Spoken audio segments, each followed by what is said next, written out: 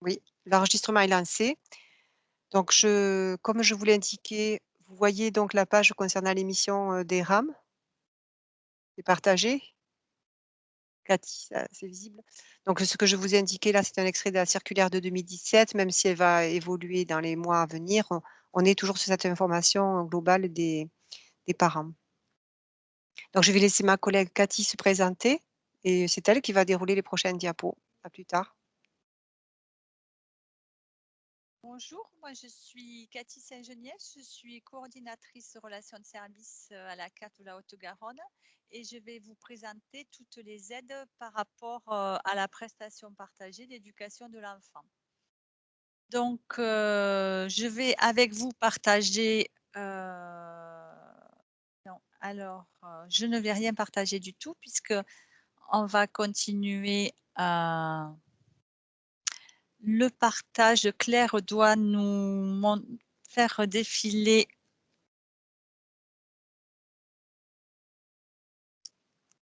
le PowerPoint. Alors, j'ai un petit souci technique. Voilà, ça y est. Donc, moi, je vais vous parler de la prestation pour l'accueil du jeune enfant. Donc, c'est-à-dire la page.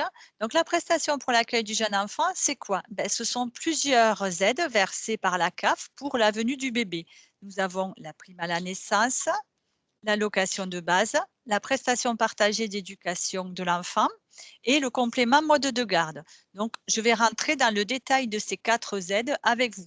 Alors, dans le détail, disons que je vais vous présenter ce que c'est comme prestation, comment on y a droit, qui y a droit et comment faire la demande. Alors, donc, nous allons commencer par la prime à la naissance.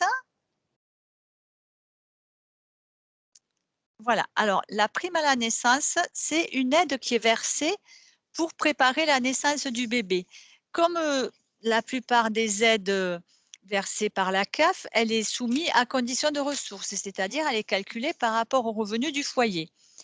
Il n'y a pas de demande à faire pour avoir droit à la prime à la naissance, il suffit juste de déclarer sa naissance, sa grossesse pardon, auprès de la CAF.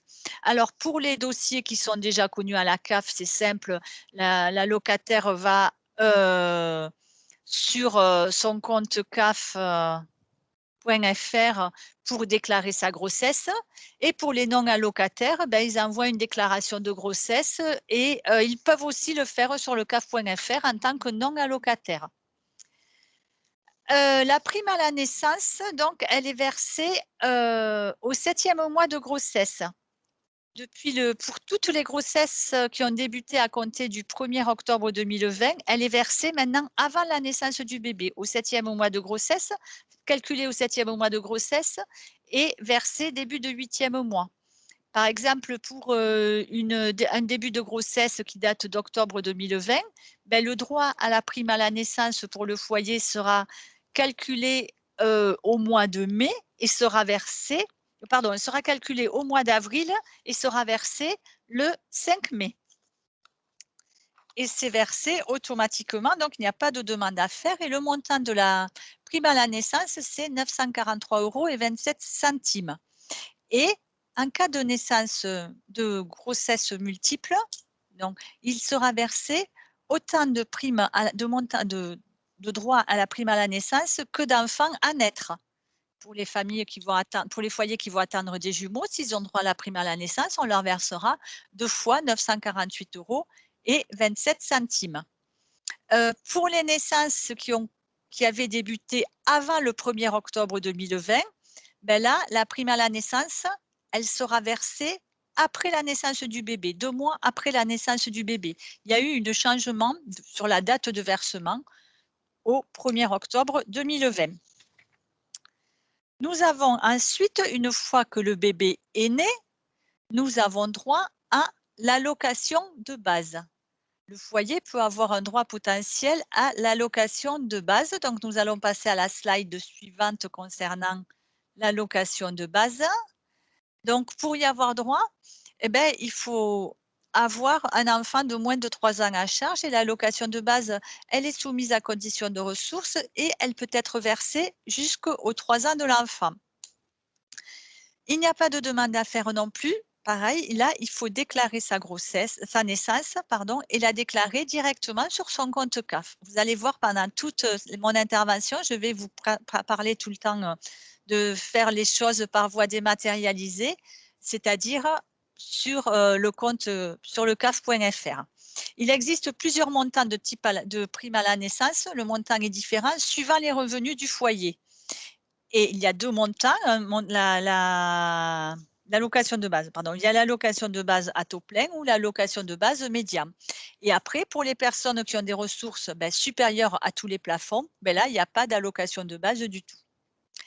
Le droit est versé automatiquement et calculé par rapport aux revenus de l'année N-2. Chaque fois, toutes les prestations sont calculées par rapport aux revenus de l'année N-2, que ce soit la prime à la naissance, l'allocation de base, et quand je vous parlerai du complément mode de garde aussi, quand on va dire soumis à condition de ressources, c'est-à-dire par rapport aux revenus de l'année N-2 et la situation familiale actuelle du foyer et professionnelle. L'allocation de base, le droit est ouvert le mois suivant la naissance et il n'y a une seule allocation de base par foyer, sauf en cas de naissance multiple. Ça veut dire quoi une seule allocation de base par foyer? S'il y a déjà un enfant de moins de 3 ans au foyer, il y a un bébé qui a 2 ans, il y a un enfant de 2 ans et il y a un bébé qui arrive. Là, il y aura une seule allocation de base pour le foyer. C'est pas parce qu'on aura 2 enfants de moins de 3 ans que l'allocation de base sera multipliée par 2. Non, parce que ce n'est pas une naissance multiple. Mais s'il y a des jumeaux qui naissent, là, il y aura 2 allocations de base. Et ben, maintenant que le bébé est né, que le congé maternité ou paternité sont terminés, il y a un des 2 parents ou les 2 parents qui peuvent demander la prestation partagée d'éducation de l'enfant. Alors attendez, on a une question.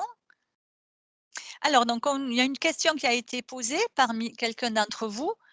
Alors, hop, je vais ouvrir les conversations comme ça je la verrai. Donc, la prime à la naissance est calculée en fonction des ressources ou des revenus. Y a-t-il un abattement pris en compte? La prime à la naissance, elle est calculée par rapport aux revenus de l'année N-2. Donc, nous sommes actuellement que ce soit la prime à la naissance ou l'allocation de base, hein. C'est pareil, c'est les revenus N-2. Nous sommes actuellement en 2021. Donc, sont calculés, donc l'allocation de base ou la prime à la naissance sont calculés par rapport aux revenus de l'année 2019. Et nous, on prend en compte l'assiette fiscale. Et les revenus, on les récupère directement auprès du Trésor public, de la DGFiP.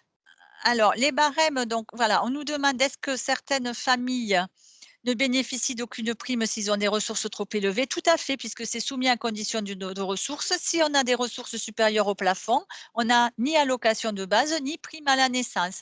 Et les barèmes, vous les trouvez sur le site de la CAF. Tout à l'heure, je vous présenterai le CAF.fr. Donc, il faut que je passe à vous présenter aussi les barèmes. Donc, on va passer à la prestation partagée d'éducation de l'enfant.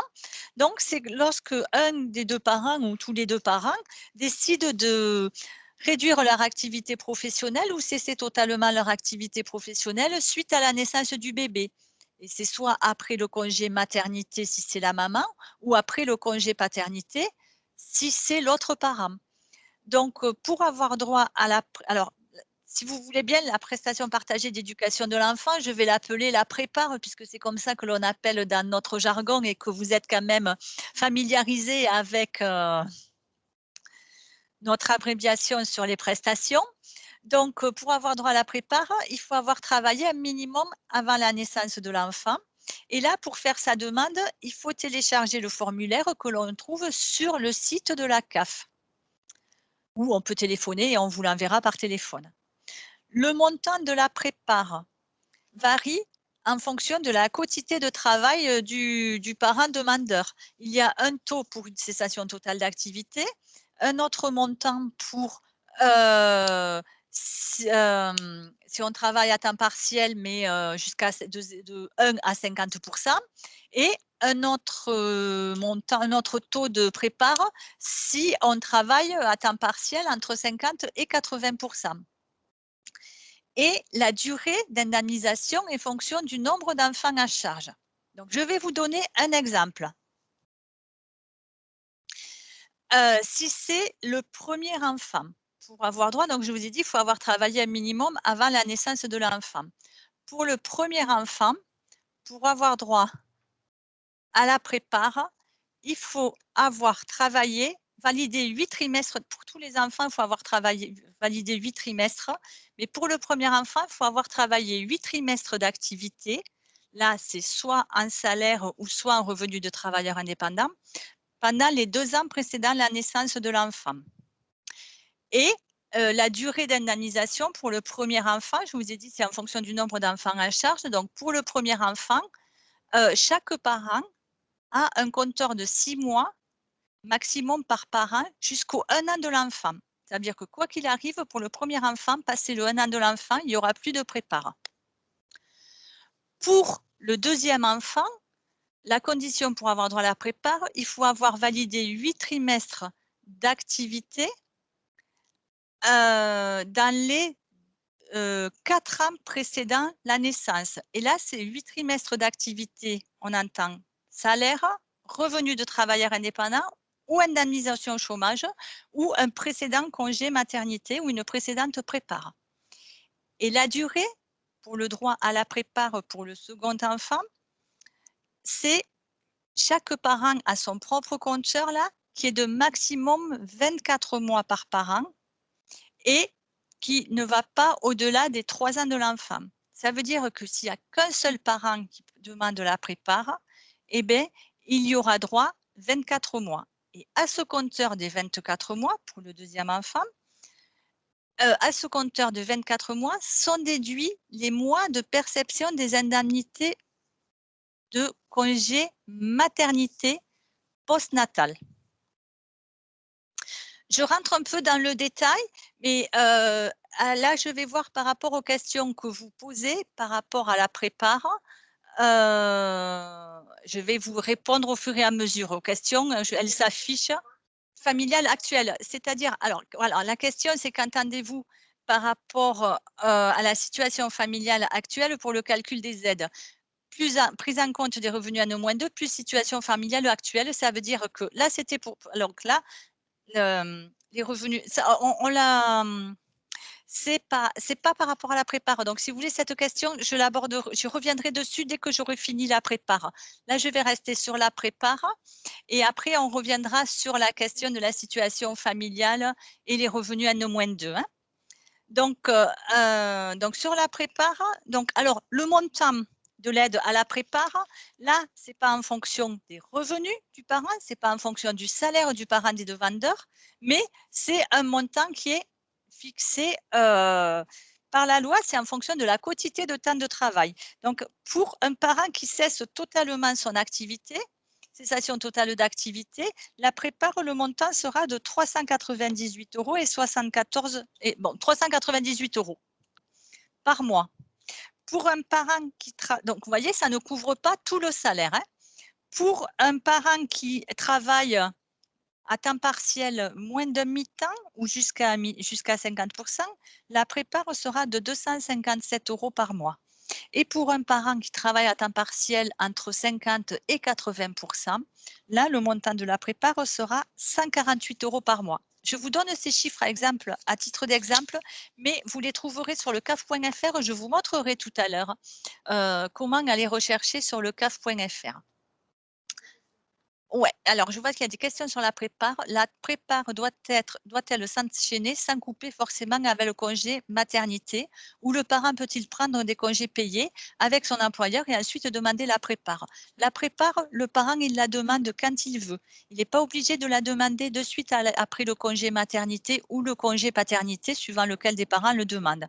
Le parent demande la prépare à n'importe quel moment quand il veut. Il peut prendre son congé maternité, puis des congés payés, puis après reprendre un mois de salarié à temps plein, puis il voit que ça ne va pas, eh bien, il s'arrête, il demande la prépare, ou il prend ses congés, son sa cessation totale d'activité après le congé maternité, on ouvre la prépare à ce moment-là.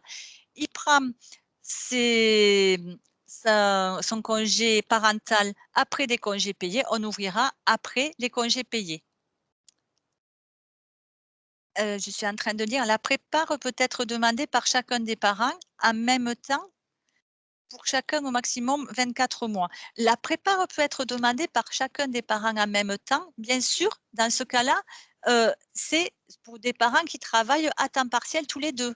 Les 2 peuvent être à 80 en même temps et dans ce cas-là, chacun aura droit à sa part de prépare. Sinon, les 2, un peut être à 80 et l'autre à 50 mais bon là, je ne sais pas si vous voyez souvent ce cas-là, mais oui, on peut avoir 2 80 en même temps et 24 mois, c'est-à-dire ça, c'est pour 2 enfants et plus, c'est que chaque parent a un compteur de 24 mois. Donc ça peut être à prendre avant les 3 ans de l'enfant. Ça, c'est pour le deuxième enfant ou plus, hein. Et un parent peut décider de prendre, une cessation totale d'activité à temps plein et attendez,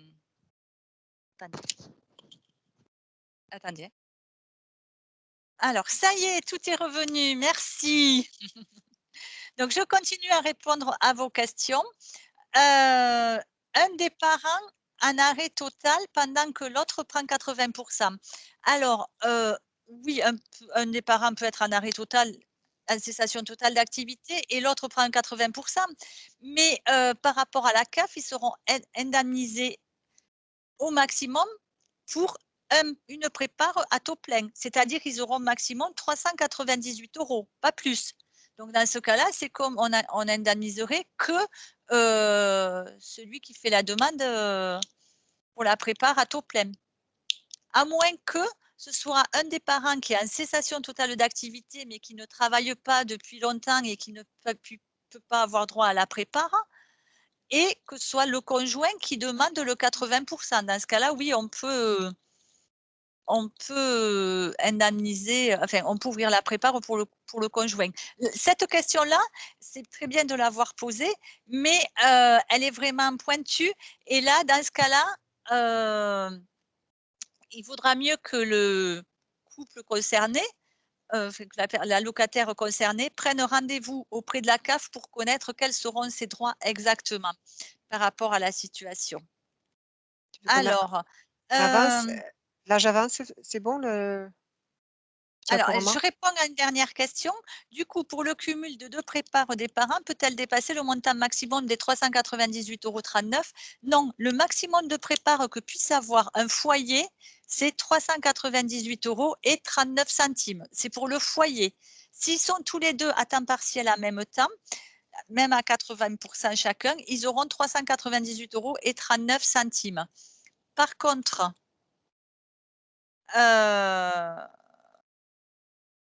voilà, ça ne peut pas dépasser, 398,39 €. S'ils sont tous les 2 à mi-temps, ils n'auront pas plus de 398,39 €, non.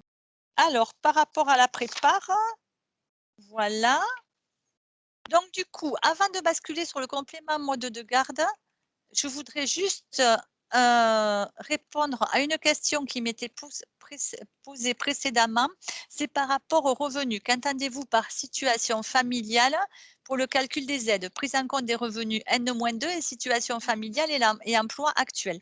Donc les prestations sont calculées par rapport aux revenus d'il y a 2 ans et par rapport à la situation familiale et professionnelle en couple. Par exemple, quelqu'un qui était isolé en 2019 et qui maintenant vit en couple. Donc dans ce cas-là, les droits à l'allocation de base, la prime à la naissance seront calculés par rapport aux revenus des 2 personnes du couple actuel, les revenus 2019 des 2 personnes qui sont actuellement en couple, même si en 2019 ils n'étaient pas en couple. Inversement, un foyer qui était en couple, enfin une personne qui était en couple en 2019 et qui maintenant est isolée, dans ce cas, les droits aux prestations seront calculés par rapport à ses revenus personnels. Sa situation actuelle, c'est la situation familiale actuelle. Isolé maintenant, on calculera par rapport à ses revenus personnels de l'année 2019 et pas par rapport aux revenus du couple de l'année 2019. C'est bon, j'ai répondu. Donc du coup, voilà, on est à l'affichage et on est maintenant au complément libre choix mode de garde. Le complément libre choix mode de garde, c'est quoi? Ben, c'est une aide qui est versée pour, aider les familles qui emploient, une assistante maternelle ou une gardienne à domicile ou qui ont recours, à une structure agréée pour faire garder leur enfant. C'est-à-dire, ce sont des employeurs, directs. Pour avoir droit après je vais rentrer dans le détail, hein. Pour avoir droit au complément mode de garde, il faut avoir exercé une activité professionnelle le mois de la demande ou le mois précédant la demande et il faut faire la demande sur le CAF.fr et très important, là, il faudra que vous insistiez auprès des usagers qui viennent vous voir. C'est la demande, il faut la faire dès le premier jour d'embauche de l'assistante maternelle ou de la gardienne à domicile, c'est-à-dire dès la première heure d'adaptation, puisque la prise en charge, elle part dès ce moment-là et surtout qu'il n'y a pas de rétroactivité sur le complément mode de garde. Si, l'employeur, il déclare, l'assistante maternelle ou le gardien la garde à domicile un mois après l'avoir employé, eh beh, il n'y aura pas d'aide pour le mois pour lequel la demande n'a pas été faite. Et la demande, donc, ils la font directement sur leur compte CAF.fr et tout est dématérialisé à 100. Par contre, ce n'est pas nécessaire de faire la demande à l'avance. Moi, je conseille de faire la demande dès le premier jour d'embauche de l'assistante maternelle. Pourquoi? Parce que, si on la fait trop à l'avance, après nous, elle va être on ne pourra pas la traiter immédiatement. Donc ça va être mis en attente. Après, on ouvrira les droits au bon moment, mais il faudra le temps que ce soit traité. Donc, dès le premier jour d'embauche, de l'assistante maternelle et alors qu'entend-on par exercer une activité professionnelle le mois de la demande ou le mois précédant la demande? C'est-à-dire que pour avoir droit au complément, mode de garde, il faut travailler. C'est-à-dire que quelqu'un qui ne travaille pas du tout, un foyer où aucun des 2 membres ne travaille, ils n'auront pas droit au complément, libre choix mode de garde. Donc c'est le mois de la demande ou le mois précédant la demande. Sauf sauf si, alors il y a une question, mais c'est sur la page d'après la réponse. Donc, ah non, c'est bon, alors je vais répondre aux questions par rapport à ça donc, qu'on entend par activité professionnelle, donc oui, travailler, hem sauf alors, hem, pour les personnes qui sont, en recherche d'emploi, qui sont, oui, en recherche d'emploi, qui sont indemnisées par Pôle emploi ou inscrits à Pôle emploi, on peut avoir droit au complément libre choix mode de garde. Pour les étudiants ont droit systématiquement au mode de garde, au complément libre choix mode de garde et pour les bénéficiaires du RSA, ils peuvent avoir droit au complément libre choix mode de garde à condition d'avoir signé un contrat d'insertion avec le conseil départemental pour avoir droit au complément libre choix mode de garde. Si on commence à travailler le 25 du mois, oui, on aura droit au complément libre choix mode de garde.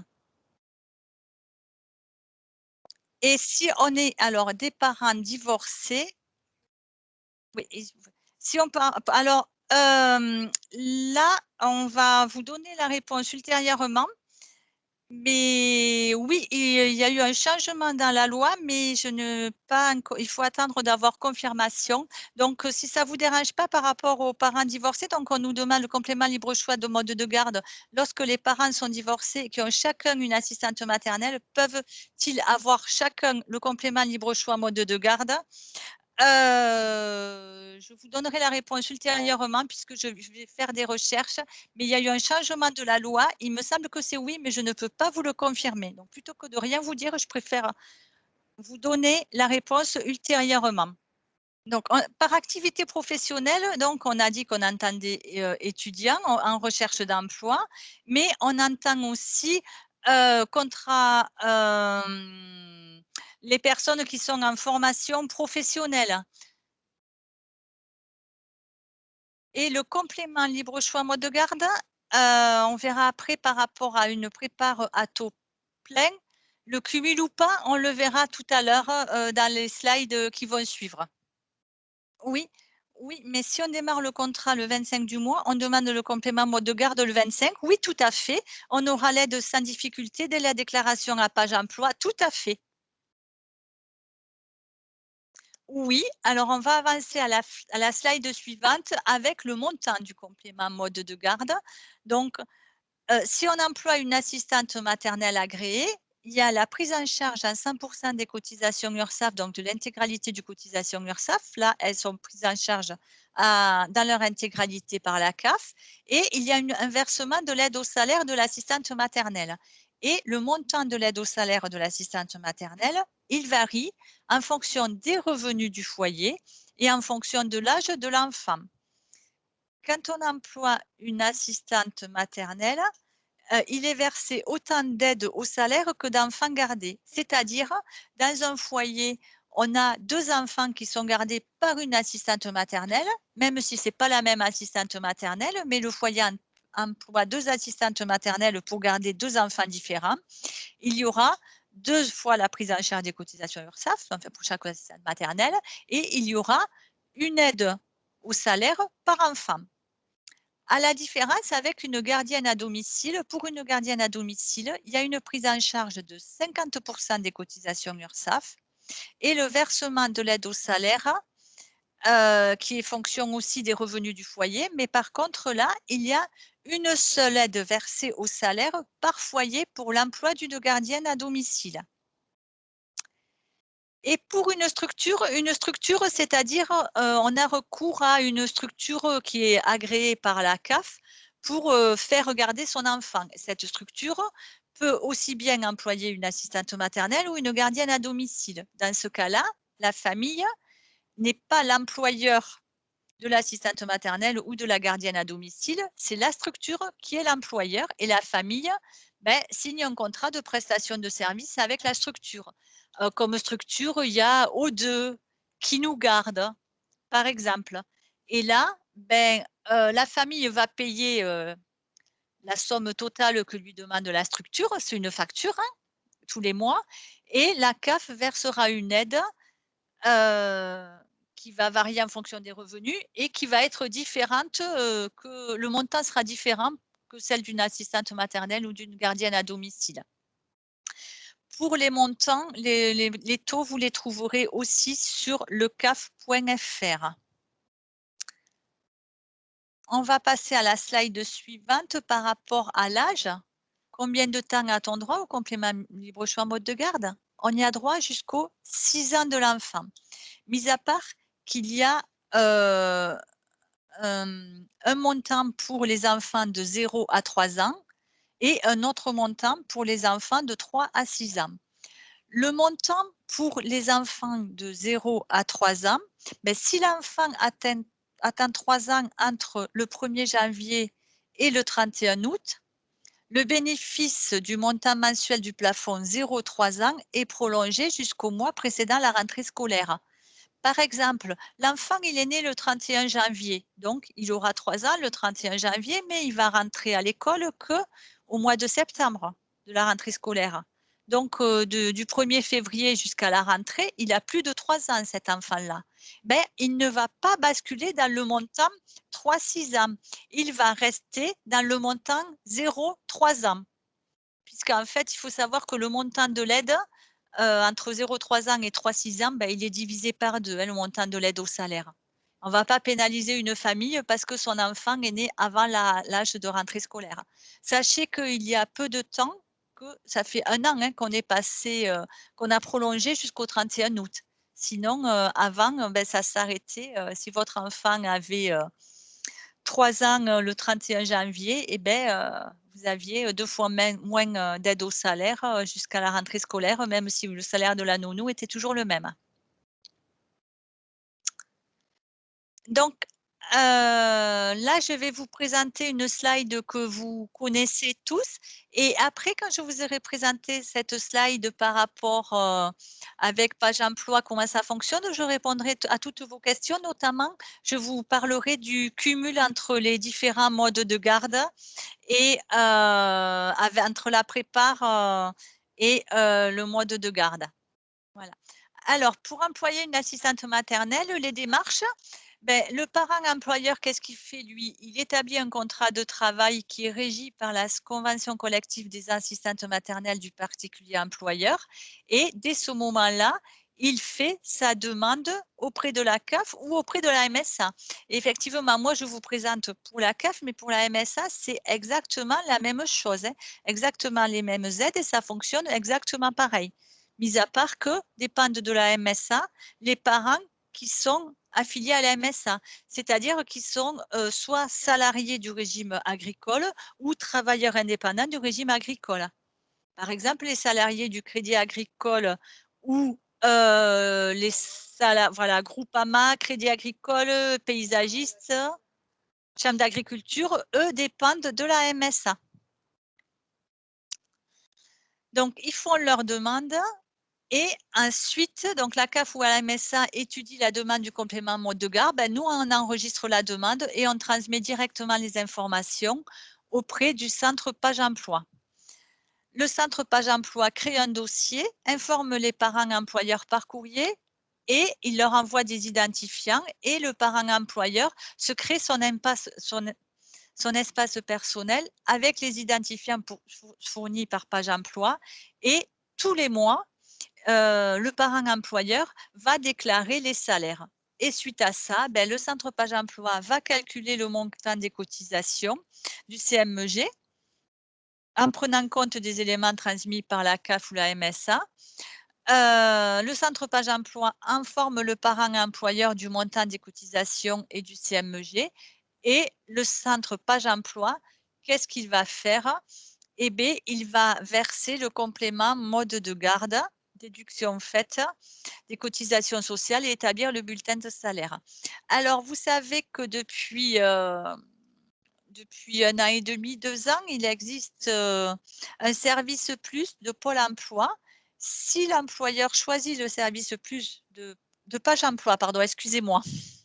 Si l'employeur choisit le service plus avec Page emploi, eh bien, Page emploi prélèvera, sur le compte du parent employeur le salaire de l'assistante maternelle, déduction faite du complément mode de garde et il versera le salaire total ensuite au salarié. C'est-à-dire le la part à charge de l'employeur plus l'aide du complément mode de garde, il versera le salaire à l'employé directement.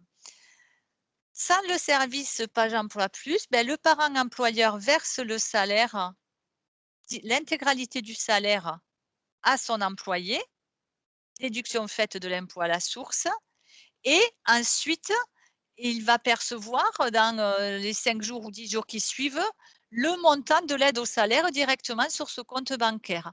L'avantage du service Emploi Plus, Page Emploi Plus, pardon, l'avantage du service Page Emploi Plus, c'est que pour le parent, il ne verse que la différence du salaire. Il n'a pas besoin de faire d'avance de trésorerie par rapport à la part de prise en charge du salaire.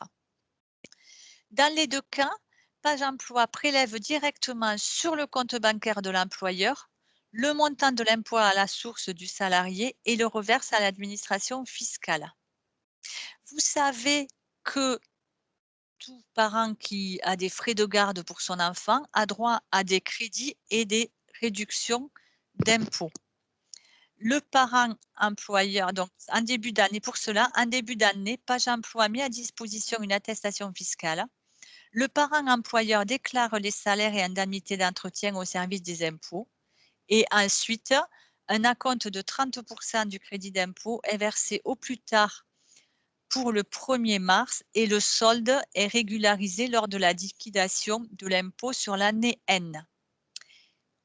À la fin du contrat de travail, lorsqu'il y a une rupture de contrat de travail, Le parent employeur se réfère à la convention collective pour les délais de prévenance, remise des documents obligatoires et calcul du reste au salaire. Alors, dans les questions, on a aide prolongée au-delà des 3 ans de l'enfant. Si 3 ans en janvier et scolarisé en septembre, est-ce que le parent continue de percevoir le CMG moins de 3 ans jusqu'au 31 août 2021, avant scolarisation en septembre 2021? C'est tout à fait ça. Sandrine, vous avez très bien compris, c'était ça. Je n'ai pas entendu, mais le parent déclare les informations sur l'assistante maternelle à quel moment lors de la demande du CMG ou quand il a les identifiants sur son compte? Alors, l'état civil de l'assistante maternelle, le parent le déclare sur sa demande lorsqu'il fait sa demande de complément libre choix en mode de garde et après tous les mois, le parent va déclarer sur le site du page emploi, le salaire versé, le nombre d'heures effectuées sur le mois et c'est suite à ça que, les cotisations URSSAF seront versées, enfin seront prises en charge et que l'aide au salaire sera aussi prise en charge. Un enfant qui a 3 ans en novembre et qui est scolarisé en septembre, puis accueilli par, une assistante maternelle en périscolaire.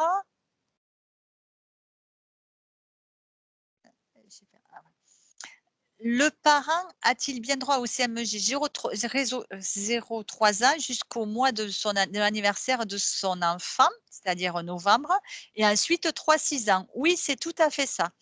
0,3 ans, mois des 3 ans inclus, dans ce cas-là, même si l'enfant est uniquement en périscolaire. Alors, montant pour l'accueil d'un enfant de 3 ans et demi, demi-journée école, demi-journée assistance maternelle, père isolé, oui. Alors, très bonne question. J'avais oublié de vous parler des majorations pour les mères isolées, enfin pour le parent isolé ou des majorations handicapés et parents isolés. Oui, c'est toujours cumulable, hein. En fait, il y a des majorations pour les parents isolés et aussi pour les parents handicapés. Donc, on va passer à la slide sur les cumuls de compléments libre choix de mode de garde ou de prépare. Alors, le complément libre choix en mode de garde n'est pas cumulable avec la prépare à taux plein, sauf le mois de reprise d'activité. C'est-à-dire quoi? Quelqu'un qui a une cessation totale d'activité et qui a la prépare à taux plein, ben, il n'a pas droit au complément libre choix en mode de garde pendant les mois où il est, il y a une cessation totale d'activité. Par contre, le mois de la reprise d'activité, il peut avoir évidemment la prépare à taux plein et le complément libre choix mode de garde. Tout dépend à quelle date dans le mois il va reprendre son activité et quel est l'âge de l'enfant. Donc, ce n'est pas généralisé, il y a plusieurs critères qui entrent en compte là-dedans. Donc là, le parent, il faudra qu'il prenne directement, contact, avec la CAF, hein, pour qu'on lui explique en fonction de sa situation, quels seront ses droits et à quelle date, à partir de quel moment.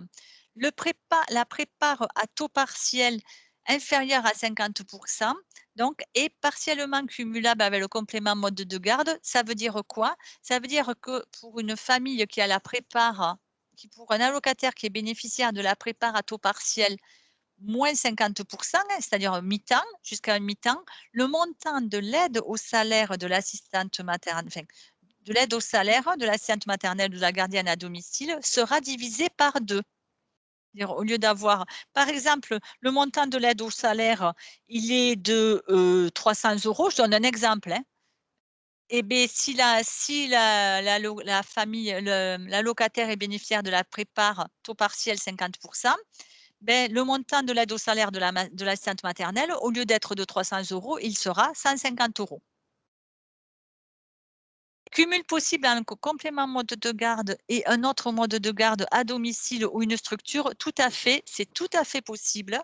Dans ce cas-là, il faut prendre rendez-vous avec la CAF, avec un gestionnaire conseil donc, pour connaître quels seront les droits en fonction de la situation du foyer. Les parents qui reviennent de l'étranger ont-ils des droits au complément libre choix mode de garde? Ben oui, si ils ont une activité professionnelle, rémunérée et ou s'ils sont indemnisés par Pôle emploi. Alors avant de passer sur le CAF.fr, il ne faut pas que je vous oublie de vous dire que, hem, là, on a bien vu la prépare, hein,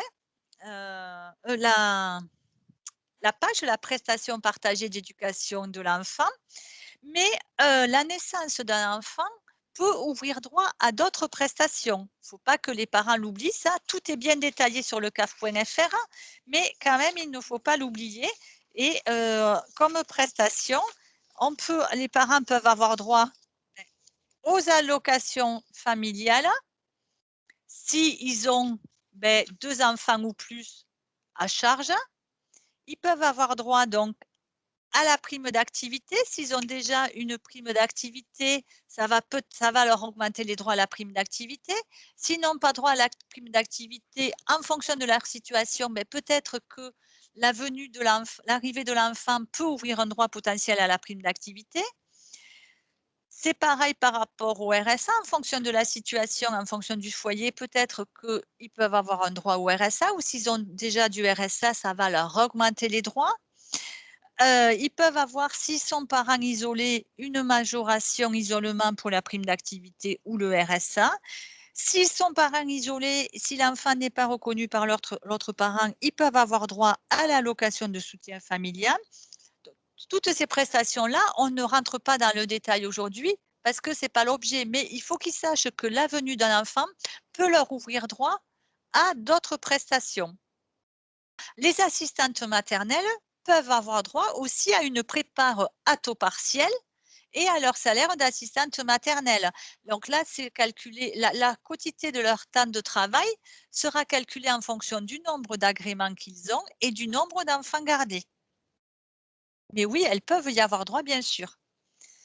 Par rapport aux assistantes maternelles elles-mêmes, puisque vous rencontrez des employeurs, là, on est resté par rapport au côté parents, c'est placé côté parents, mais côté assistante maternelle, les assistantes maternelles peuvent avoir droit aussi à la prime d'activité pour assistante maternelle, hein.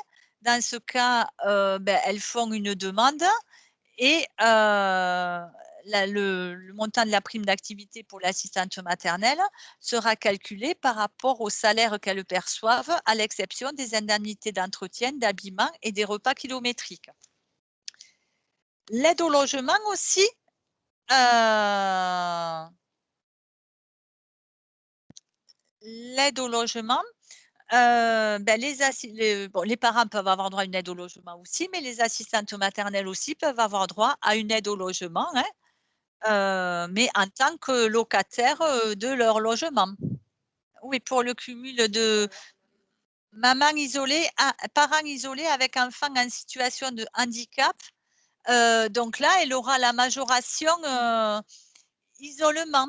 Enfin, pas la majoration, ouais, par rapport au complément mode de garde, ça sera par rapport à mère isolée. Si on peut avoir un enfant handicapé qui est gardé, par une assistante maternelle agréée ou une gardienne à domicile et on a droit aux aides. Mais après là, c'est une question, très particulière, heu, dont on vous répondra ultérieurement.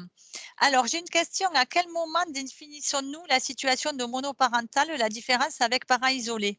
C'est la même chose. En fait, famille monoparentale ou parents isolés, c'est une personne qui est seule pour isoler son enfant, c'est-à-dire qui n'est pas en couple. Pour nous, c'est la même chose et c'est pour ça qu'on parle de isolement et on parle moins de monoparental, on parle de isolement. Une personne isolée, c'est une personne seule, qui élève seule, son enfant, que ce soit le papa ou que ce soit la maman. Donc maintenant, nous allons, ouais, donc là, je vais partager, heu pour, vous montrer le CAF.fr. Donc voilà, le CAF.fr, sur le CAF.fr, nous allons aller sur le complément libre choix mode de garde. On va sur droits et prestations, s'informer sur les droits, petite enfance. Là, vous avez tout ce qui concerne donc la prestation pour l'accueil du jeune enfant. Il y a les ressources, il y a toutes les aides avec les plafonds des ressources, le montant de l'aide, le détail pour y avoir droit. Et donc, je vais vous montrer là le complément libre choix mode de garde. Voilà, vous faites garder vos enfants de moins de 6 ans par une assistante maternelle ou une gardienne à domicile ou une association ou une entreprise. Donc, on va regarder ensemble la vidéo et après, il y aura tous les taux qui vont apparaître.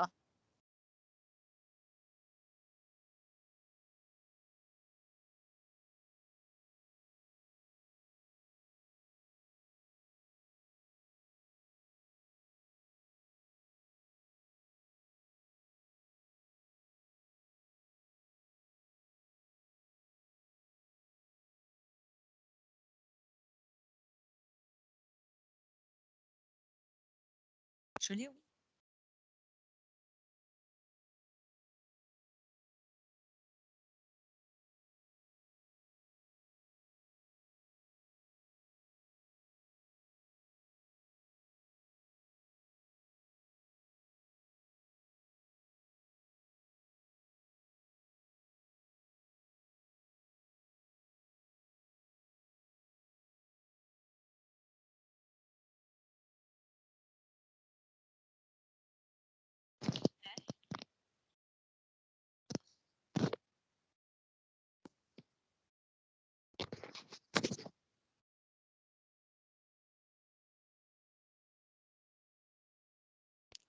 Donc voilà, là je vous voilà et puis en fait, par rapport à votre question, par rapport au handicap aussi et par rapport aux majorations, pour, parents isolés, beh voilà, la réponse elle est abordée sur la vidéo. Donc là, tout est expliqué. Ce que j'ai oublié de vous dire aussi, c'est que le salaire de l'assistante maternelle ne doit pas dépasser 5 SMIC horaires bruts par jour, c'est-à-dire 51,25 €. Si le salaire dépasse cette somme-là et par enfant gardé, si le salaire dépasse cette somme-là, eh beh, l'employeur, n'aura pas droit, à la prise en charge des cotisations URSSAF et à l'aide au salaire. Et donc là, vous avez vraiment tout qui est bien indiqué. Il n'y a pas de minimum d'heures de garde pour, les assistantes maternelles et les gardiennes à domicile. Par contre, il y a un minimum d'heures de garde pour, lorsque l'on passe par l'intermédiaire d'une structure, que ce soit une association ou une entreprise habilitée. Et là, vous avez donc le plafond des salaires, à ne pas dépasser, par rapport, à la tranche du montant de l'aide. En fonction des salaires, pour un enfant, si on a des revenus inférieurs à 21 277 €, beh, le montant de l'aide sera de 470,69 €. C'est l'aide au salaire. Par exemple, pour un enfant, si on a des revenus compris entre 21 277 et 47 283 000, on aura 296,80 € et cetera. Voilà, et là, on vous parle aussi de et tout est bien détaillé là-dessus. Quand les parents viennent vous voir, vous n'hésitez pas à les envoyer sur le site du CAF.fr où tout est bien expliqué. Il y a même tous les chiffres avec les ressources. Vous voyez, le plafond des ressources est majoré si on est isolé et après il y a aussi une majoration pour, hem si votre enfant est gardé, la nuit ou le week-end, il y a aussi une majoration sur l'aide. Mais là, il faudra prendre rendez-vous pour qu'on vous explique tout ça dans le détail. Juste, Cathy, je voulais juste compléter en disant que des personnes qui ont posé des questions sur les barèmes, en fait, on a 3 sources connues dans le réseau. On a cette source-là, sur le CAF, .fr. On a la fiche qu'on a créée spécifiquement qui est sur RAM 31 sur, tout ce qui est, concerne les aides de l'employeur assistant maternel. Donc on retrouve ces barèmes. Et ensuite on a le guide des parents qui va sortir dans quelques jours, qui va être actualisé. Donc sur ce guide-là, on a aussi, les barèmes. Donc on a trois sources différentes. C'est à vous d'utiliser telle ou telle source selon les contextes. Donc il va sortir et je vous signalerai quand il sera actualisé et mis en ligne, la version du mois de mai 2021. Voilà, je laisse Cathy à nouveau. Alors, je continue donc sur le CAF.fr. Aussi, donc là, vous avez vraiment, vous invitez les parents à aller sur le site pour voir, toutes les prestations, liées à la petite enfance et toutes les aides qui existent. Si on va sur le site de pour pre alors tout à l'heure, je vous ai dit que les parents, hem, la législation, elle est la même pour tout le monde. Les droits sont les mêmes pour tous les parents, quel que soit le lieu où ils résident en France métropole, dans la métropole, ou quelle que soit, la nationalité ou quoi que ce soit. La législation est la même pour tout le monde. Mais chaque foyer est unique. C'est-à-dire que chaque foyer a ses mêmes revenus, a sa même à sa propre pardon, chaque foyer a sa propre situation familiale, sa propre situation professionnelle et ses propres revenus. Donc, pour connaître les droits par rapport à la prestation d'accueil du jeune enfant, ben, il faut que l'usager y prenne rendez-vous avec la CAF pour voir, quels seront ses droits en fonction de sa situation. Pour ça, il va sur le site CAF, les services qui sont là, ma CAF ou sur son compte CAF s'il est déjà allocataire, hein, contacter ma CAF et là, donc là, moi, je me suis mise là sur le site CAF de la Haute-Garonne et là, vous avez prendre un rendez-vous et là, il va sur le site, contacter ma CAF, demander un rendez-vous. Nous avons des rendez-vous physiques ou des rendez-vous téléphoniques et c'est les mêmes modalités que ce soit pour les rendez-vous physiques ou les rendez-vous téléphoniques. D'ailleurs, j'en profite pour vous dire que le guide des prestations 2021 est disponible et il est sur le site caf.fr. Donc ça aussi, quand vous rencontrez des parents, donc vous leur parlez de guide des parents, il y a aussi le guide des prestations 2021. Donc prendre oui, il présente toutes les prestations. Je vais vous montrer comment prendre un rendez-vous et après on regardera vite fait le guide des prestations rapidement pardon, le guide des prestations. Prendre un rendez-vous et donc là, beh, pour les futurs parents, c'est ma situation change, j'attends un enfant. Quelle que soit la situation, c'est le même, type de rendez-vous. Donc là, actuellement, à l'heure actuellement, on n'a que des rendez-vous donc pour Saint-Gaudens. Mais dès demain matin, il y aura des rendez-vous, il y en a un pour Muret, mais sinon, il y a aussi rendez-vous téléphonique et rendez-vous physique. On aurait mis n'importe quel thème, c'était pareil, hein, les rendez-vous, c'est les mêmes, quel que soit le thème. Juste, Pour les alors Cathy, je ne sais pas si si c'était connu par le réseau, je ne sais pas du tout si ces cheminements étaient connus. Pour ceux qui n'avaient pas, ce réflexe-là et qui ne connaissaient pas le cheminement, je m'arrête quelques secondes parce que Cathy va très vite parce que comme elle est experte, voilà, pour dire que c'est bien dans la partie allocataire, accueil, ma CAF, donc là on met 31 000, contacter ma CAF, prendre rendez-vous. Voilà, et c'est, le cheminement à repérer pour guider, ceux qui souhaitent prendre rendez-vous. Voilà, je te repasse la parole. Merci Claire. Ou si l'allocataire est déjà allocataire, il va directement sur son compte CAF. Il se connecte sur son compte CAF et il prend le rendez-vous. Moi, j'ai pas de compte CAF «école» entre guillemets à vous montrer, donc je passe dans, qu'on soit allocataire ou non, dans le tout public. Mais directement sur le compte, c'est beaucoup plus rapide pour l'allocataire.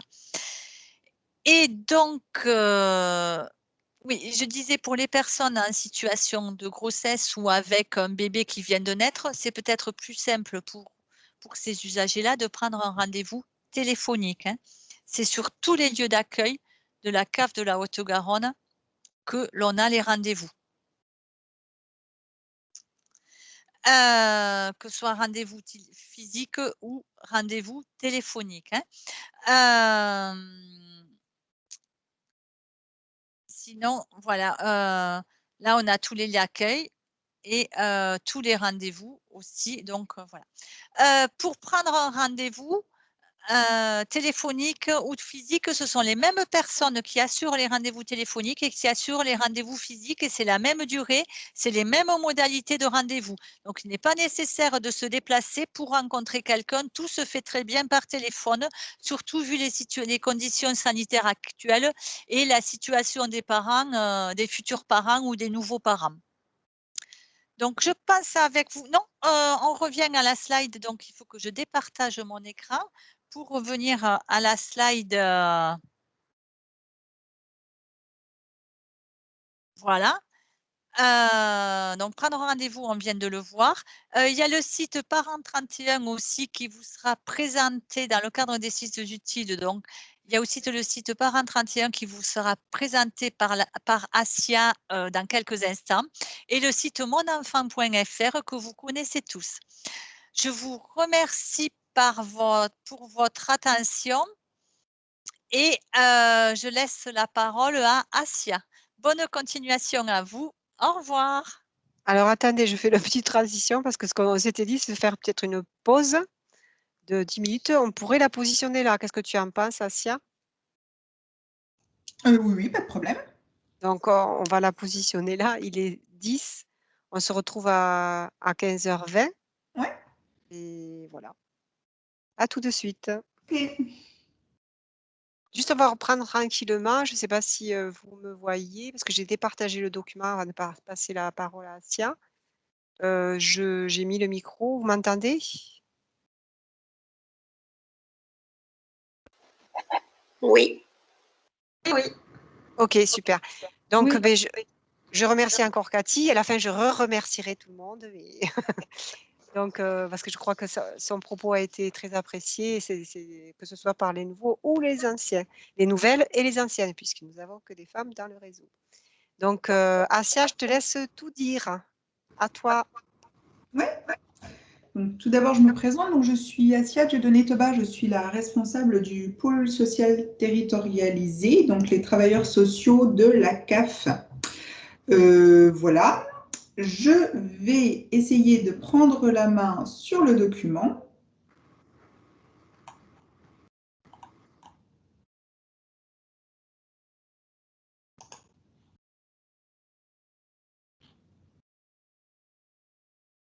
Je demande le contrôle. Hop. Et Claire doit me l'autoriser. Je sais qu'il faut attendre 1 minute ou 2. C'est fait, je t'ai autorisé. Ouais. Donc, là, je vais vous présenter les missions de notre service, vous expliquer comment on peut rentrer en contact avec nous et nous adresser des situations. Alors, c'est un peu long. On a testé, ça fonctionne, mais c'est un peu long.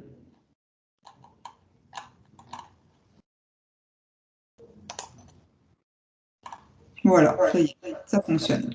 Allez. Voilà. Alors tout d'abord, je souhaitais vous dire que le pôle social territorialisé, eh bien, c'est un service social qui est spécialisé. Il est spécialisé, ce n'est pas comme le service social que vous pouvez connaître des maisons des solidarités du conseil départemental qui est lui généraliste. Alors pourquoi? Parce qu'au service social de la CAF de Haute-Garonne, je n'ai qu'une vingtaine de travailleurs sociaux, ce qui représente 16 ETP, alors qu'au conseil départemental, je crois qu'ils sont pas loin de 400. Donc forcément, on ne peut pas s'adresser au même public ni prétendre faire les mêmes missions. Donc effectivement, nous nous adressons qu'aux familles, donc avec enfants nés, à naître ou décédés. Et nous nous intéressons à 4 champs d'intervention exclusivement. Alors, je vais vous les citer. La séparation, c'est 90% de notre travail. Le décès, décès de l'enfant ou décès du conjoint. L'impayé de loyer du parc privé et l'accueil d'un enfant. Alors, je vous précise tout de suite que la séparation, le décès conjoint et enfant et l'impayé de loyer du parc privé Ce sont des thématiques que vous pourrez retrouver dans toutes les CAF de France. C'est une offre nationale qui nous est imposée par la CNAF. Par contre, l'accueil d'un enfant, là, c'est une offre locale, alors que nous faisons à la CAF de Haute-Garonne, mais que vous pouvez aussi éventuellement retrouver ailleurs, mais ce n'est pas obligatoire. Donc voilà les champs sur lesquels nous intervenons, donc nous, les travailleurs sociaux de la CAF.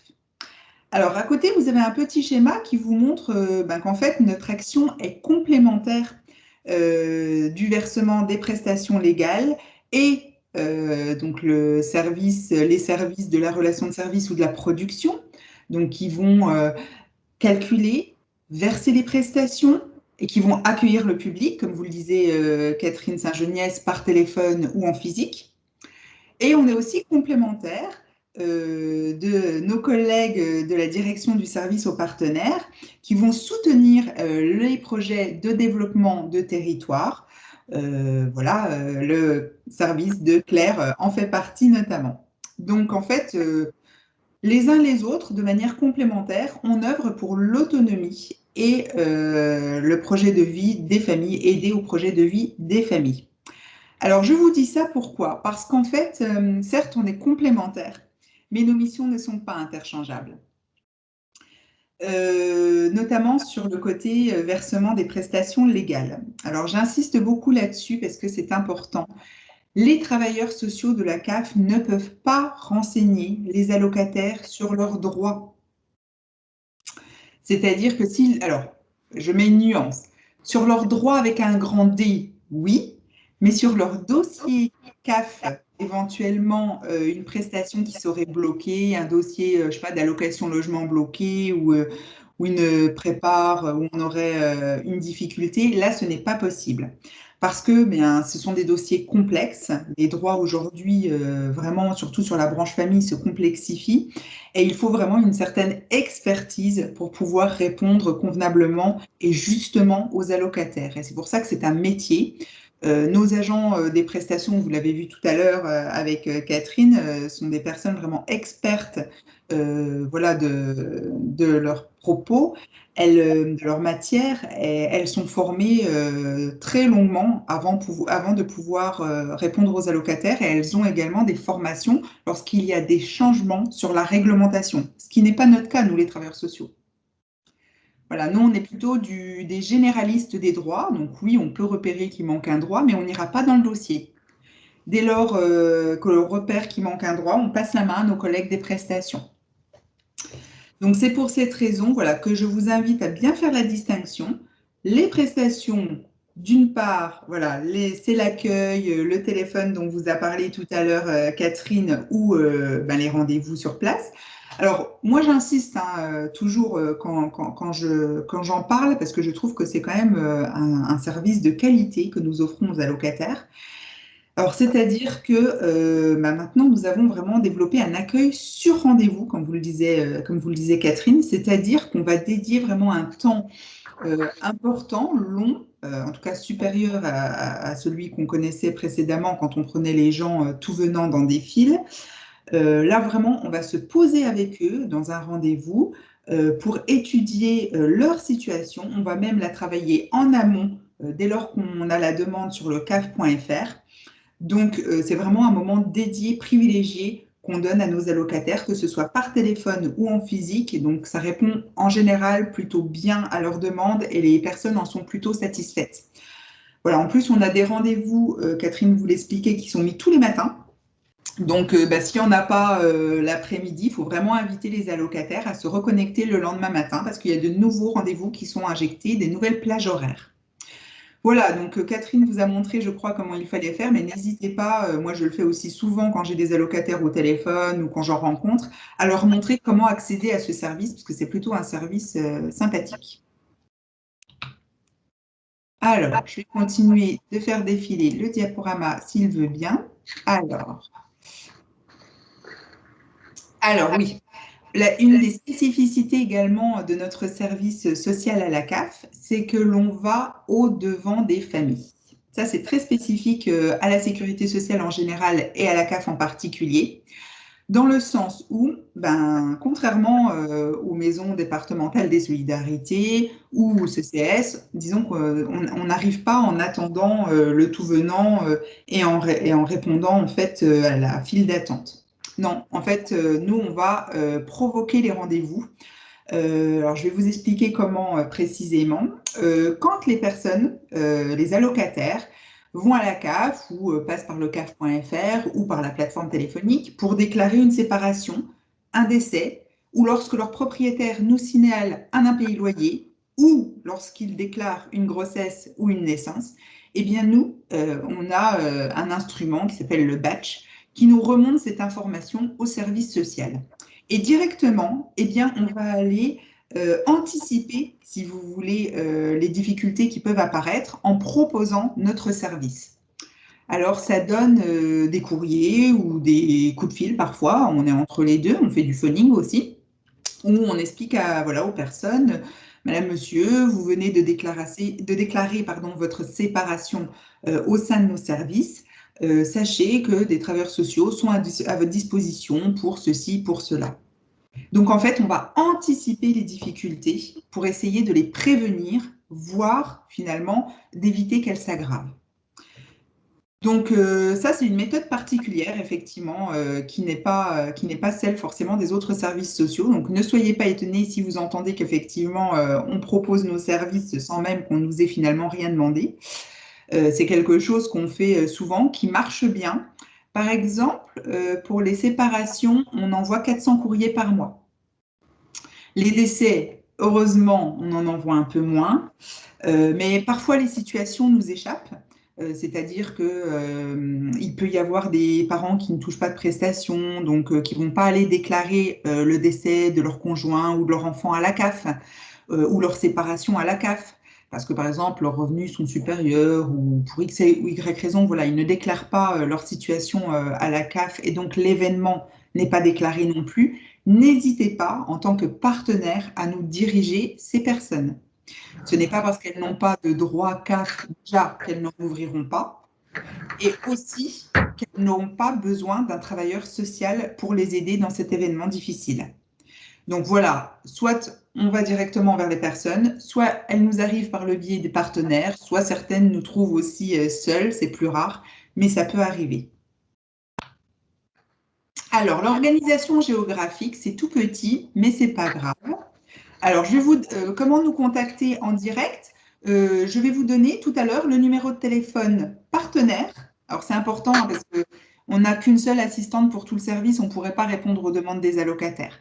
Mais pour vous, vous pouvez l'utiliser. Donc, je vous donnerai le numéro de téléphone et puis l'adresse mail.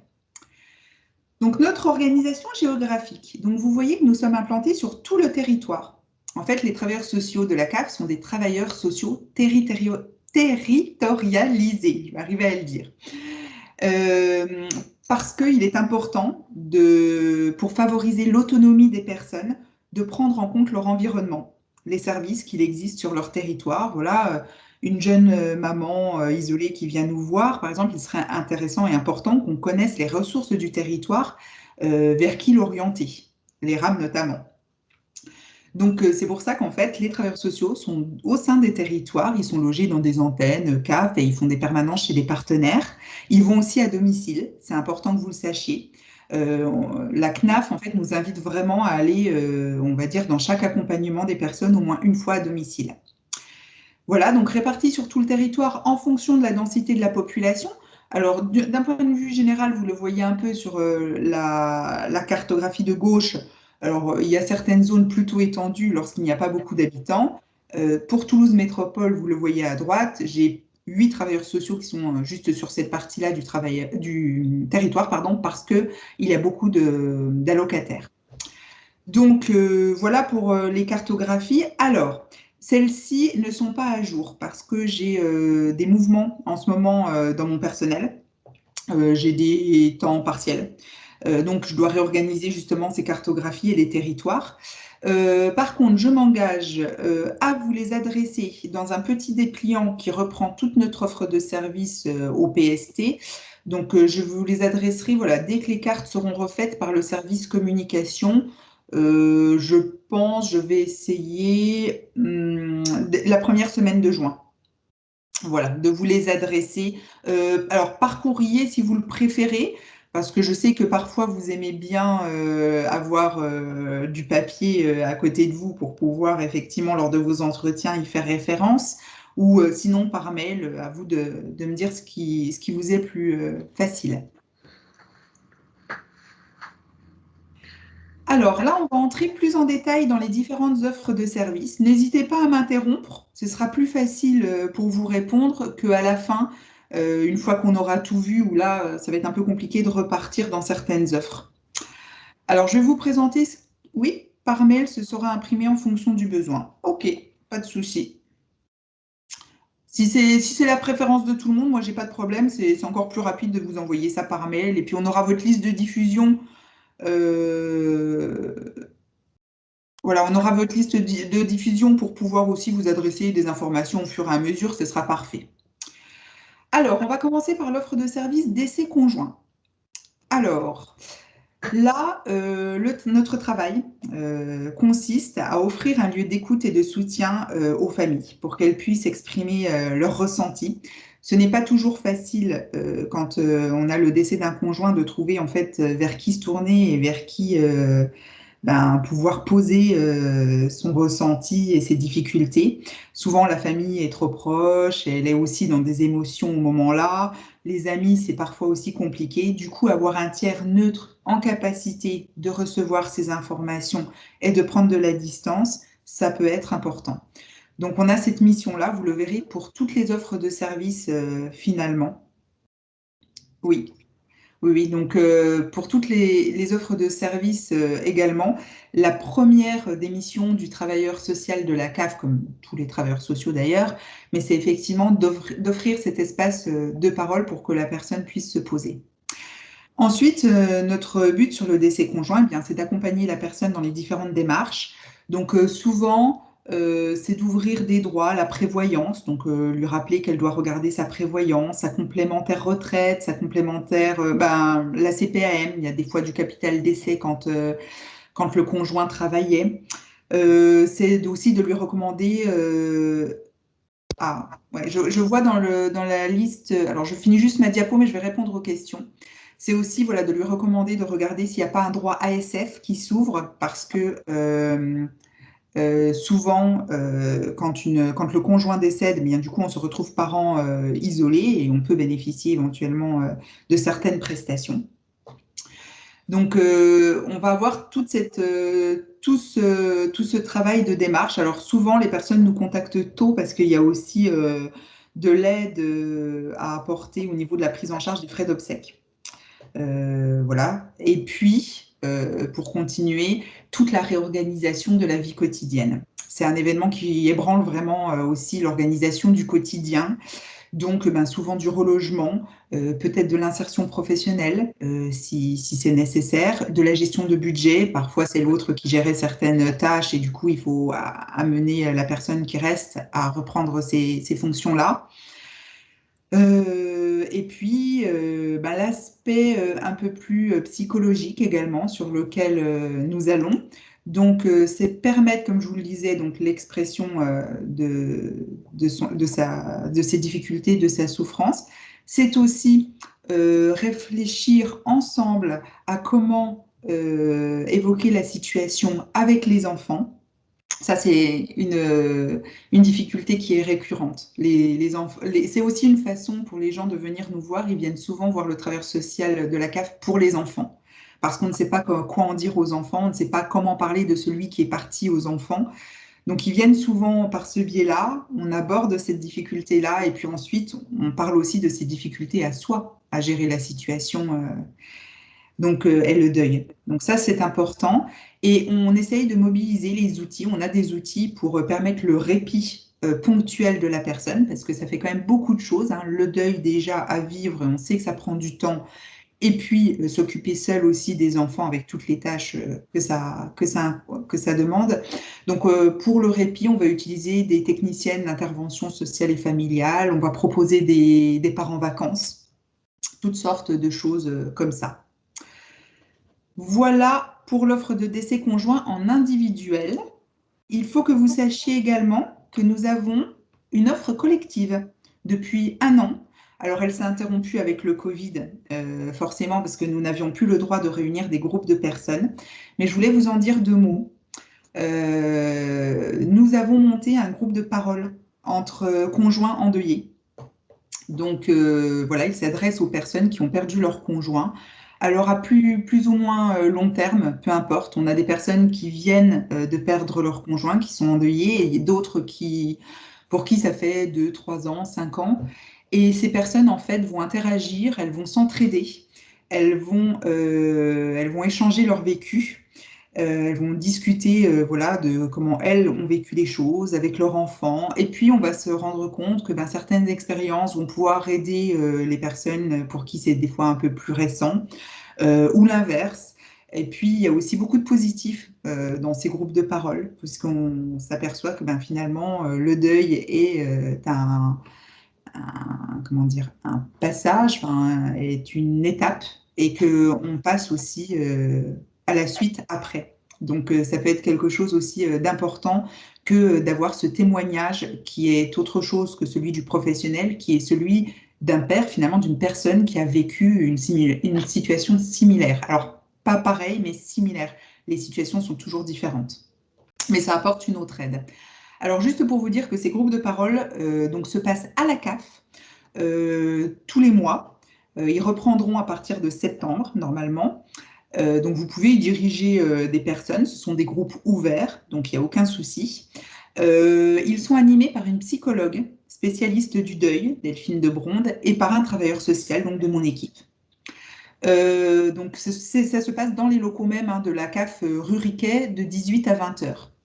On accueille les enfants, donc pas pour travailler cette fois-ci, juste pour permettre à leurs parents d'être libres et de pouvoir être en réunion. Et donc, on les accueille avec une ludothécaire juste à côté, voilà, dans l'accueil de la CAF. Donc voilà pour cette offre de service sur le décès du conjoint. N'hésitez pas, voilà, pareil, si vous avez des questions, voilà, à me poser sur cet aspect-là. Après, je vais vous parler du décès de l'enfant, et là, j'ai vu une question. Donc, il y a une personne qui a eu 2 mamans primipare avec décès d'enfant. Donc là, ça rentre tout à fait dans nos offres de service. Là aussi, pour, comme je vous le disais, offrir un lieu d'écoute et de soutien, pour informer, orienter si nécessaire vers les partenaires spécialisés, pour aider aux démarches, voilà, et aider la famille finalement à pouvoir dépasser, au moins, tout du moins s'il y a des enfants qui restent, pour les enfants, pouvoir leur offrir également des temps de répit. Je parle de ça parce que, par exemple, nous pouvons prévoir des séjours pour les enfants, pour leur permettre voilà, de retourner à une vie d'enfant et de sortir un petit peu de cette étape difficile, ou des séjours famille. C'est aussi quelque chose que l'on fait pour effectivement pour permettre à la famille d'être dans un ailleurs au moins quelque temps, et de reprendre aussi une vie voilà, de famille pendant un moment. On dirige aussi souvent sur des groupes de parole. Là, nous n'en menons pas nous-mêmes pour le décès d'enfants. Nous, on ne fait que le décès de conjoint dans notre service. Mais pour le décès des enfants, il y a des groupes qui existent. Alors, le deuil périnatal, il y a l'ASP Deuil, pour répondre à la collègue qui nous a envoyé le message. Donc, l'ASP Deuil, qui est un groupe dédié au deuil périnatal. Et sinon, on a un groupe également qui s'appelle Histoire, l'ASP Deuil, ça s'écrit comme ça. Si vous voulez, vous m'écrirez, je vous donnerai le mail tout à l'heure pour que je vous donne l'adresse. Enfin, l'adresse et le numéro de téléphone. Oui, c'est à Toulouse, tout à fait, c'est à Toulouse. Alors, peut-être aussi ils font du téléphone pour les lieux un peu plus éloignés. Et puis, nous avons aussi Histoire d'en parler, qui est situé à l'hôpital Purpan, qui est dirigé par le docteur Suc, qui est docteur en soins palliatifs à l'hôpital d'enfants. Et là, du coup, ça permet vraiment une prise en charge de la fratrie lorsqu'il y a un deuil, soit du parent, soit d'un frère ou d'une sœur, pardon. Donc là, c'est des choses que nous ne faisons pas, mais nous orientons pour qu'il y ait une prise en charge. Autre chose, alors je sais qu'en ce moment, ça a été un petit peu difficile avec le Covid. On a eu quand même beaucoup de deuil d'enfants qui perdaient leurs parents notamment. Alors, aujourd'hui, il y a une aide qui est mise en place par la CPAM pour permettre de prendre en charge des 10 séances, je crois, d'une demi-heure de psychologue. Sinon, c'est des choses aussi que nous faisions, nous. Quand on accompagne les familles, on peut aussi demander à notre commission d'aide financière extra-légale que nous avons à la CAF d'intervenir pour prendre en charge des séances de psychologue. Les pédopsychiatres et les CMP, les CMPP sont saturés. Donc voilà, on tenait à ce que les personnes, les familles, les conjoints comme les enfants soient accompagnés. Et du coup, on peut éventuellement intervenir pour le financement si la famille ne peut pas prendre en charge le coût de ces séances-là, c'est important. Voilà pour le décès. Donc maintenant, je vais vous parler de la séparation. Donc, ce qui occupe, je vous le disais, 90% de notre activité. C'est vraiment voilà, notre cœur de métier. Donc, là, il faut entendre vraiment, quand je vous dis ça, c'est pour vous dire aussi qu'on est vraiment spécialisé sur ces thématiques. Il est vrai qu'une personne qui vit un deuil, qui vit une séparation, peut aller trouver d'autres travailleurs sociaux, bien évidemment. Mais ce seront des travailleurs sociaux généralistes qui traitent de tout. Alors que nous, sur ces questions, je pense que les travailleurs sociaux de la CAF ont vraiment une expertise, puisqu'on ne fait que ça au quotidien et que du coup, je pense que les situations sont vraiment traitées globalement sur la durée et vraiment approfondies. Donc la séparation, alors comme je vous le disais tout à l'heure, tout d'abord l'écoute, c'est notre rôle premier.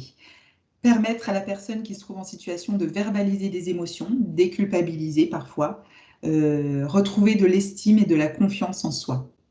Ça, c'est la première des choses. Ensuite, on travaille sur le quotidien, une fois de plus, tout ce qui est logement, insertion professionnelle si c'est nécessaire.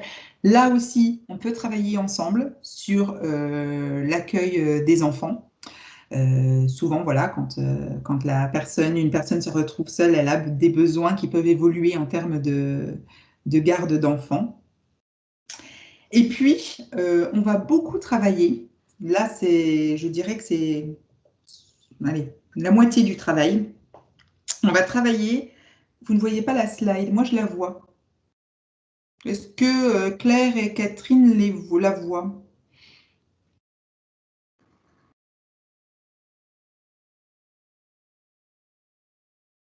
Alors, il y a des personnes qui la voient et d'autres qui ne la voient pas. Bon, de toute façon, je pense qu'on vous transmettra le diaporama. Oui. Donc là, voilà, je vous en fais quasiment la lecture. N'hésitez pas à poser vos questions. Oui, on la Et voit. puis, On la voit pour la plupart, mais il n'y a pas de souci, je transmettrai aussi. voilà, donc n'hésitez pas à poser vos questions. De toute façon, là, je vous fais quasiment la lecture des slides. Et de toute façon, vous retrouverez toutes ces informations-là dans le diaporama qu'on vous enverra. Donc, je vous disais que ce qui occupe vraiment la moitié de notre temps sur la séparation, c'est la déconstruction du couple conjugal, mais la continuité de la parentalité. Donc ça, c'est quelque chose qui est très compliqué. Souvent, on a de la colère quand les personnes se séparent. On a beaucoup de colère. Et comme je vous le disais, il y a des enfants, parce que nous, on intervient pour les familles.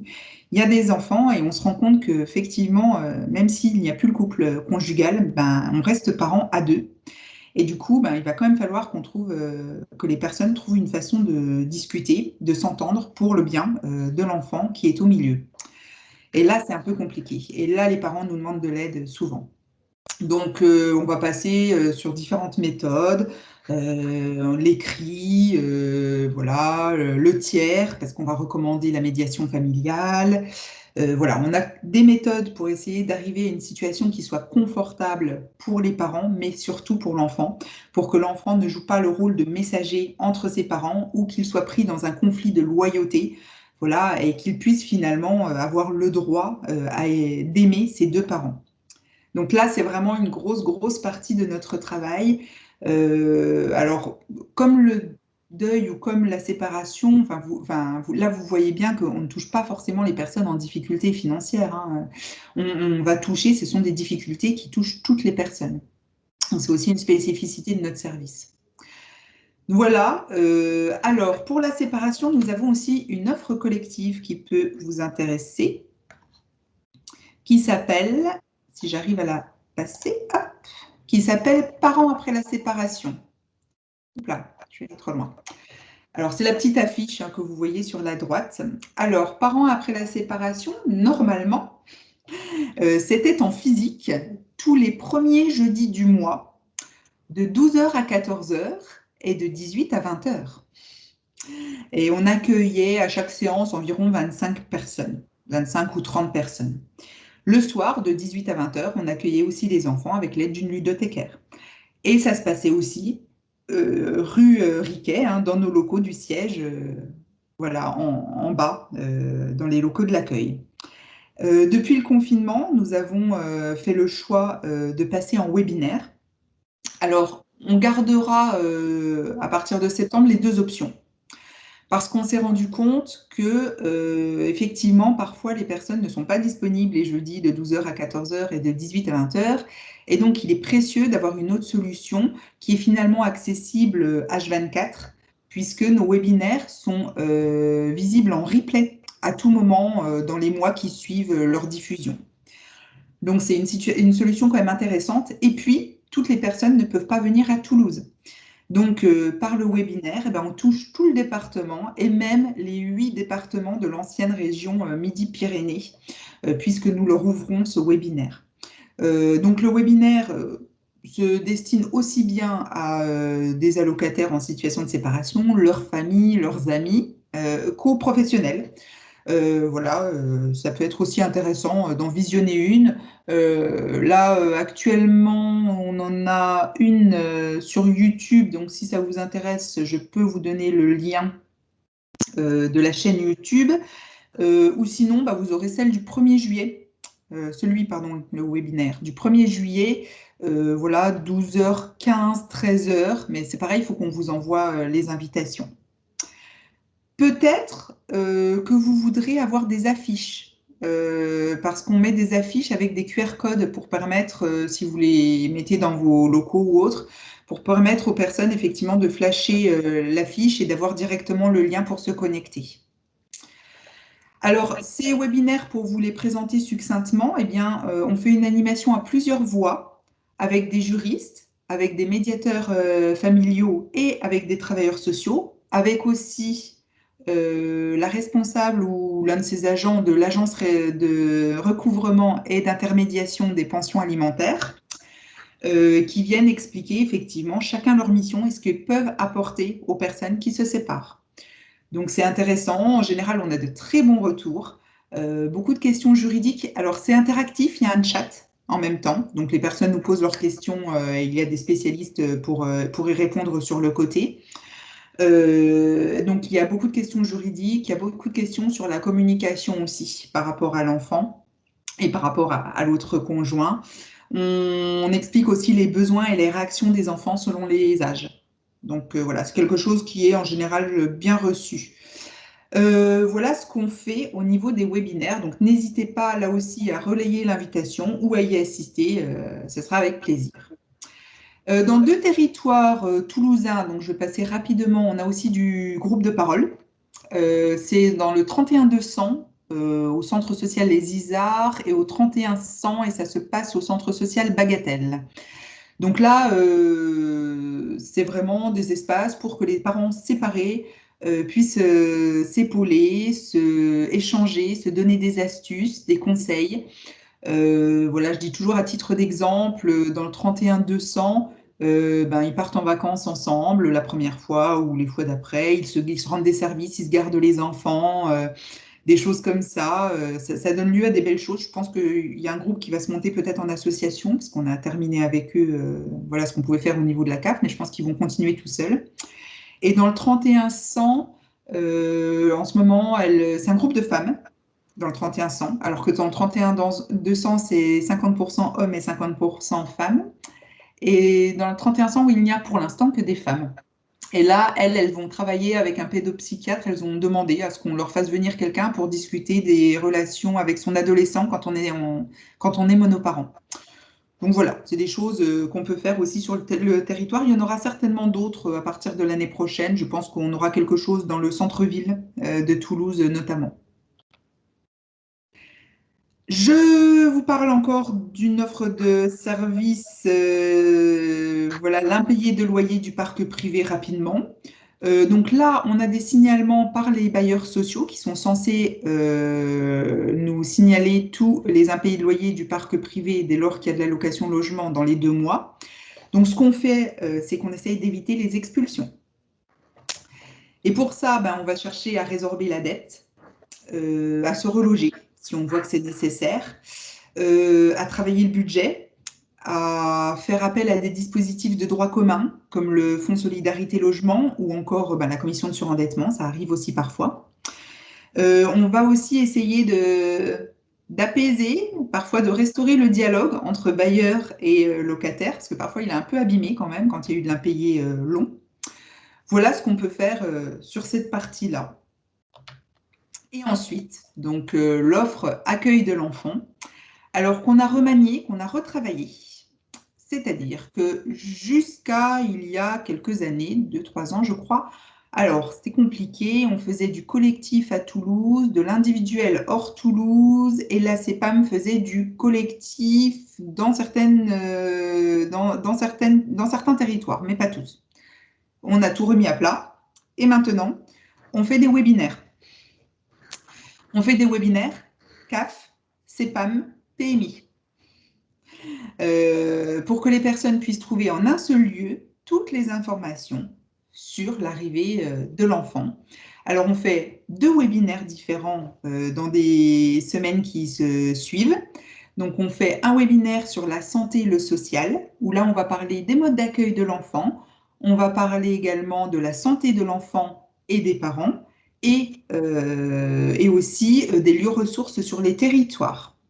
Ça, c'est le premier webinaire. La semaine qui suit, on fait intervenir une personne de la CPM et une personne de chez nous, de la CAF, pour parler des droits.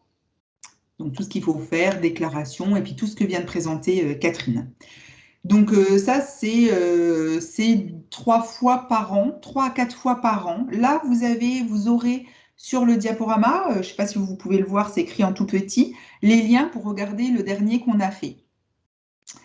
Ce qui est bien, c'est que cette offre, elle nous permet de toucher beaucoup de personnes. Une fois de plus, comme du coup, ce n'est pas un lieu fixe ou un horaire fixe, les gens peuvent regarder en replay dès qu'ils veulent. Du coup, ils regardent beaucoup. Alors, je vous disais que quand on était en présentiel, on intervenait dans 5 lieux, nous, la CAF. Et on était à Toulouse Centre, Colomiers, on était aux Isards, on était à Roques et je ne sais plus où. Et on recevait, à chaque fois qu'on le faisait, donc une fois par trimestre, on recevait en gros en tout 200 personnes. Et bien là, le dernier webinaire, on a eu 1500 personnes qui nous ont regardé en tout. Donc ça change quand même pas mal la donne. On a vraiment du monde qui regarde parce que on peut regarder le week-end, on peut regarder avec son conjoint, on peut regarder le soir et que certainement, il y a une dame qui nous regardait de son bain. Donc, certainement que effectivement, c'est plus souple pour les personnes qui nous regardent et ça correspond plus à leurs besoins et leurs attentes. Alors, c'est voilà, quelque chose de nouveau pour nous, les webinaires. On est en train de les agrémenter au fil du temps, au fur et à mesure. Et là, on a pensé que pour les prochains, alors le prochain, ce sera certainement en septembre ou en octobre, eh bien, il serait bien que l'on parle aussi davantage, qu'on mette en avant davantage le rôle des RAM. Donc, on vous sollicitera certainement par l'intermédiaire de Claire pour travailler sur quelque chose. Alors, peut-être, on va voir sous quelle forme. Est-ce qu'il est pertinent de faire une petite intervention quand on parle peut-être des modes d'accueil ou alors, est-ce qu'on le fait à ce moment-là et est-ce qu'on fait seulement ça ou est-ce qu'on rajoute une petite capsule quand les personnes vont regarder les replays? Ce serait tout à fait possible aussi. Et puis, ça permettrait un petit peu de visionner les vidéos à la carte en fonction de ce qui nous intéresse pour les personnes. Donc, ça pourrait être pertinent. Donc, on est en train d'y réfléchir, voilà, pour le prochain webinaire qui aura lieu certainement, je vous dis, En octobre, parce qu'en septembre, c'est compliqué, il faut travailler le mois qui précède, et donc du coup, les gens seront en vacances puisque ce sera le mois d'août. Mais je pense qu'il aura lieu du coup en octobre. Donc, vous serez certainement sollicité à ce moment-là, et puis on vous fera passer une petite communication. Alors Donc juste, voilà. je vais Oui, compléter à vas-y ça. Claire, oui, oui. Par rapport à ça, en fait, l'idée, c'était aussi, quand tu disais des exemples de capsules complémentaires au déroulé habituel. Entre-temps, on a fait paraître donc le tuto vidéo pour les parents qui explique la recherche de l'assistant maternel et des mères entretiens, etc. Mais typiquement, ça pourrait être une capsule à intégrer supplémentaire et aussi effectivement de mettre en avant aussi toute la valeur ajoutée du service du RAM par rapport à cette information-là, cet Tout à accompagnement. fait.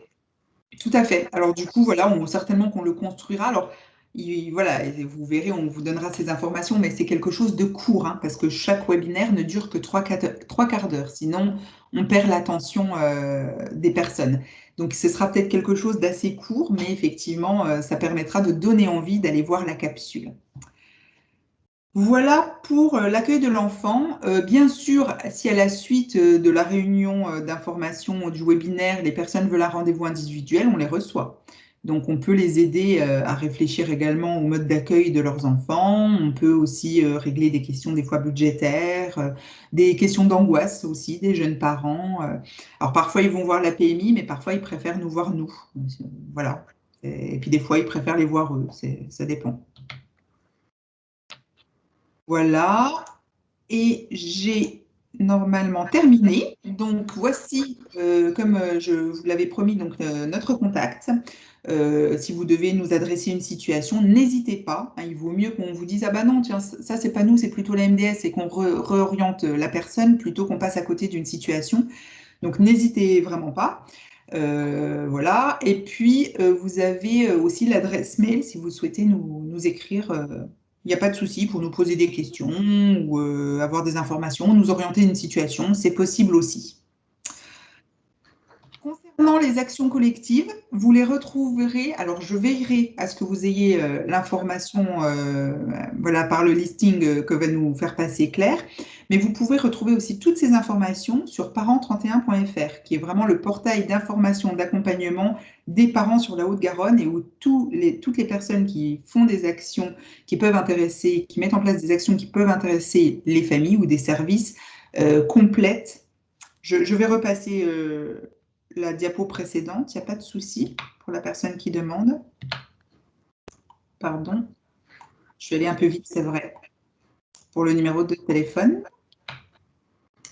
Je le remets, mais voilà, il est là. Donc, le site parents31.fr, je vous disais vraiment, c'est une mine d'informations, donc à recommander aussi aux familles pour voilà, connaître les services qui sont disponibles et les actions qui sont mises en place à destination des familles pour les accompagner dans leur quotidien. Alors, si vous souhaitez avoir des informations régulièrement, les mises à jour qui sont faites sur ce site, je vous invite à vous abonner à leur newsletter. Moi, je l'ai fait et effectivement, c'est plutôt bien parce que d'un coup d'œil, voilà, on a toutes les nouveautés, c'est plutôt rapide. Voilà, je vais juste encore une fois insister, je crois qu'il y a encore cette slide à la fin et j'y tiens, là, sur les rendez-vous pour les prestations, donc quand il y a un problème sur le dossier de la personne par rapport à un droit CAF mais qui est bloqué. Là, c'est vraiment ce canal-là qu'il faut utiliser. Donc, soit la question est très simple, c'est une question de base, de premier niveau, on peut appeler la plateforme. Soit c'est quand même quelque chose d'un peu plus compliqué avec des indus ou même une prépare, voilà, quelque chose qui est quand même un peu compliqué où il faut un calcul individualisé et tenir vraiment compte de la situation personnelle de la locataire. Là, il faut leur conseiller de prendre un rendez-vous ou téléphonique ou physique parce qu'on a vraiment le temps d'analyser la situation avec eux et de bien les conseiller. Voilà, j'ai terminé.